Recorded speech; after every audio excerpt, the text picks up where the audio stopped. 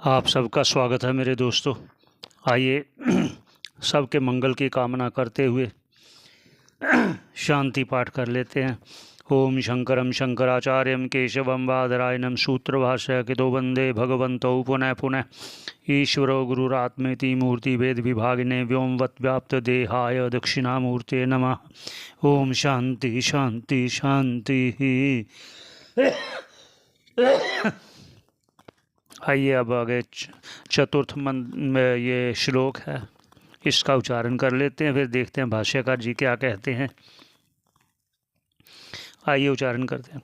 भूतम न जायते किंचिद भूतम नैव जायते विविदन्तो द्वया हि एवं अजातिम ख्यापयन्ति ते।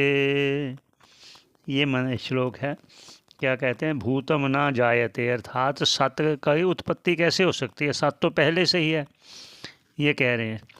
किंचित अभूतम नहीं जायते, और असत भी कभी जन्म नहीं ले सकता।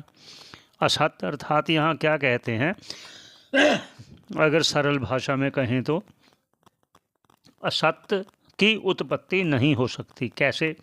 जैसे खरगोश के सींग तो किसी ने देखे नहीं हो, कोई कह दे खरगोश के सींग देखे हैं, हो सकता? कभी नहीं हो सकता। और ऐसे ही कोई कह दे कि यह बंध्या का पुत्र मैंने देखा है, तो हो सकता कभी? क्योंकि जिसका जो बंध्या है उसका पुत्र नहीं हो सकता। अगर पुत्र हुआ तो वो बंध्या नहीं है। इसलिए वो कहते हैं असत नैव जायते, अभूतम नैव जायते, इसलिए कहते हैं। और भूतम नैव जायते, भूतम ना जायते वो भी क्यों कहते हैं? क्योंकि जो चीज़ पहले है वो दोबारा कैसे कह सकते हो, फिर पैदा हो गई वो।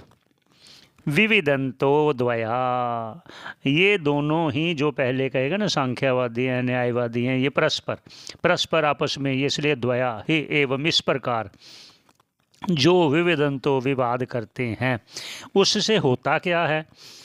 अब मूल बात ये है कि उससे ये होता है कि आखिरकार आपस में वो जो ये विवाद करते हैं, तो हमारा ही सिद्धांत, हमारा सिद्धांत अर्थात वेदांत सिद्धांत, वेदांत सिद्धांत अर्थात शंकराचार्य जी ने जो सिद्धांत स्थापित किया है अजातवाद, वो सिद्ध होता है। वही कह रहे हैं अजातिम ख्यापयन्ति ते, वे द्वैतवादी हमारा अजातवाद ही स्थापित करते हैं। स्थापयन्ति ते, ख्यापयन्ति ते, वो ख्यापित करते हैं, स्थापित करते हैं, मतलब हमारे ही सिद्धांत को सिद्ध कर रहे हैं।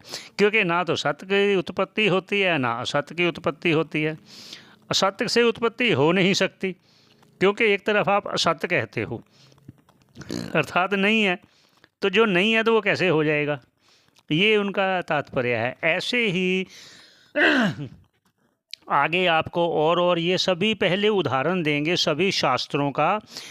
वो क्यों दे रहे हैं कि अपने सिद्धांत को वो सिद्ध करेंगे, वो सिद्ध ही नहीं करेंगे, वो आपको दिखाएंगे वाक्य यही सही है, दूसरा क्यों सही नहीं वो भी बताएंगे। जैसे अभी बता रहे हैं, कोई कहता है ना असत्य से उत्पत्ति होगी, जैसे वो कहते हैं नहीं नहीं नहीं, पहले कारण है ना, कारण से कार्य की उत्पत्ति होगी। कारण है मिट्टी, मिट्टी से घड़ा बन गया, बनाने वाला कोई है, तो इसका मतलब फिर इस जगत को भी बनाने वाला कोई होगा, फिर जगत का बनाने वाला हो। जैसे कुलाल ने, कुम्हार ने वो चाक लिया, दंड लिया, उसको घुमाया, घुमाकर मिट्टी रखाया, मिट्टी को ठीक किया, मतलब घट बनाने के योग्य बनाया। फिर इसका मतलब उस ईश्वर ने ऐसी रचना रचने के लिए और साधन उपलब्ध कहाँ से किए?